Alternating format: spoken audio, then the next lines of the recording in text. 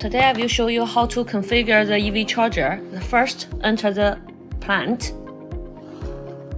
click the plus, add device, EV charger.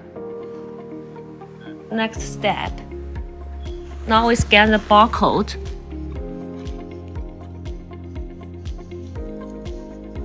Click yes. Now we go to the AP mode. Click yes. The EV charger made a beep sound and the display shows the switch over succeed. Now go to site.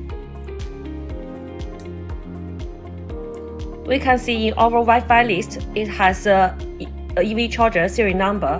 We click this one and go back to the configure page. Make sure Hotspot name is EV charger serial number and goes to next step. Yes. Now we can check the network setting.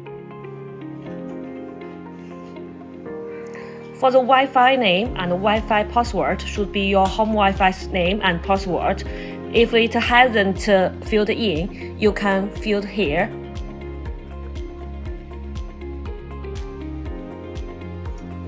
The password is 60 1 2 3 4 5 6. Yes.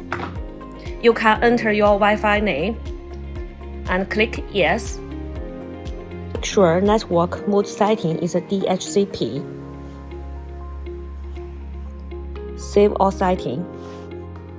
Setup successful, and we can back.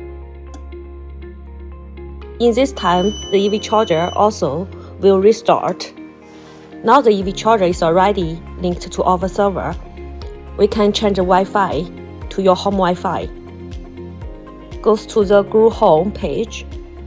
Okay, you can see here my device list is already have the EV charger. It's still showing the unavailable, but it doesn't matter, just wait a moment. Okay, now the EV charger is already showing in our app. It's already done.